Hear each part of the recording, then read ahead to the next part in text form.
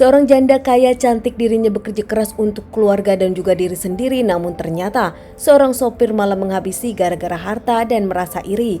Bekerja di perusahaan sama namun ternyata rezekinya berbeda. Seorang wanita bernama Juana di Kalimantan, dirinya pernah menikah dan dikaruniai satu orang anak. Juana sendiri memiliki pacar hingga akhirnya menikah, saling mencintai dan dikaruniai satu orang anak. Namun ternyata meski Juana dengan sang suami menikah atas dasar cinta, keduanya merasa kalau hubungan mereka penuh dengan intrik dan cekcok. Demi kesehatan keduanya dan kebahagiaan sang anak, mereka pun memutuskan bercerai baik-baik. Juana bahkan lebih melepaskan sang suami daripada terus ribut dengan sang suami. Akhirnya pasca bercerai, Juana menyandang status janda dengan satu anak. Memilih bekerja keras untuk anak dan keluarganya, Juana pun meninggalkan kotanya dan pergi ke Samarinda. Saat itu Juana menitipkan buah hatinya kepada orang tuanya dan Juana pergi ke Samarinda untuk merantau mencari pekerjaan. Akhirnya Juana pun mendapatkan pekerjaan jadi marketing di salah satu perusahaan besar di Samarinda. Berkat kerja keras Juana, dirinya punya karir yang bagus di perusahaan. Juana memang tak main-main. Dirinya berniat bekerja untuk anak dan orang tuanya. Juana membuktikan kepada semua orang, bahkan kepada teman-temannya sendiri. Selalu transfer ke orang tua di kampung untuk kebutuhan orang tua dan juga untuk kebutuhan anak sematawayang Juana. Juana tak pernah pelit kepada siapapun. Bahkan dengan kerja keras Juana sendiri, dirinya bisa memanjakan diri, membeli rumah dan juga mempunyai mobil yang dipakai sehari-hari ke kantor, CR-V warna merah. Di perusahaan Juana pun memang terpakai karena dirinya punya attitude yang bagus, pengalaman kerja yang bagus dan juga kepintaran. Mempunyai hasil yang bagus setelah dirinya merantau dan bekerja dengan giat. Juana memang seorang janda, namun dirinya tak pernah berfokus kepada hubungan. Dirinya hanya berfokus kepada pekerjaan untuk keluarganya. Bukti-bukti ini pun mendapatkan pujian dari teman-teman Juana. Juana dekat dengan semua pegawai di kantor, termasuk sopir, bahkan pegawai OB. Saking baiknya Juana dan juga ramah kepada semua orang, Juana kerap membantu pekerjaan siapapun, termasuk Juana pun dekat dengan sopir kantor bernama Randy. Juana tak pernah ada hubungan spesial dengan Randy karena Randy pun memang sudah punya istri dan memang bukan tipe Juana. Tapi saat itu beberapa kali mereka terlihat Juana makan bersama Randy. Ada yang menyebutkan beberapa kali juga Juana mentraktir Randy. Randy yang bekerja sebagai sopir di perusahaan tersebut masuknya berbarengan dengan Juana saat itu sehingga keduanya mengenal satu sama lain. Bekerja barengan namun dengan posisi yang berbeda, tentu saja dengan gaji yang berbeda. Randy yang menjadi sopir punya istri dan juga 2 anak, nampak kesusahan dengan gaji yang didapatnya. Apalagi kebutuhan Randy banyak sehingga Randy banyak berhutang dan kini hutangnya menumpuk. Di tengah kehidupan Randy yang terlilit hutang dan dirinya pusing sendiri, sementara dirinya melihat teman kerjanya Juana makin sukses. Akhirnya dengan rasa yang tak bertanggung jawab, Randy pun merencanakan sesuatu yang jahat kepada Juana, ingin menguasai harta Juana bagaimanapun caranya.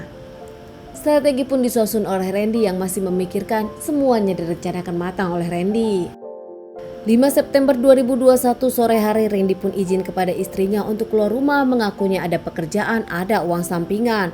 Namun ternyata tanpa siapapun tahu kalau si Randy ini memang akan ke rumah Juana. Bahkan di perjalanan sebelum sampai ke rumah Juana, Randy sempat mampir ke swalayan untuk membeli tali dan juga untuk membeli pisau dapur. Sesampainya di rumah Juana, Randy pun mengetuk pintu. Juana yang kaget dan tak pernah mendapatkan tamu sendiri apalagi dari kantor. Akhirnya si Juana bertanya kepada Randy ada apa karena dirinya merasa kaget. Bukan hanya orang kantor yang dikenalnya dekat, namun ini adalah sopir kantor yang tiba-tiba datang ke rumah.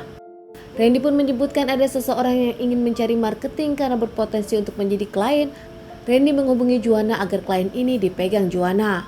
Dengan senang, Juana pun akhirnya meminta izin kepada Randy untuk menunggu dan Juana siap-siap untuk bersiap pergi bersama Randy ke tempat klien tersebut.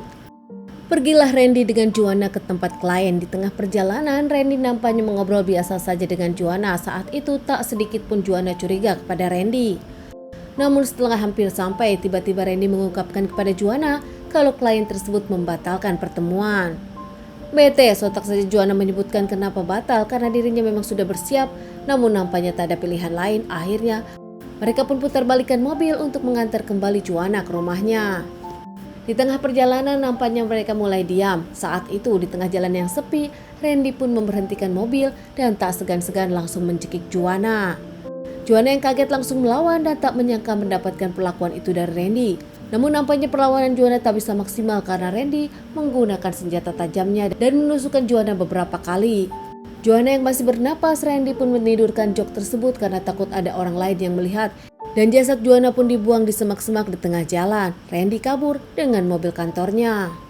1 hari setelah kejadian itu, saudara dari Juana menelpon Juana namun tak diangkat. Bahkan chatting pun tak dibalas, hingga akhirnya sepupunya menelpon keluarganya.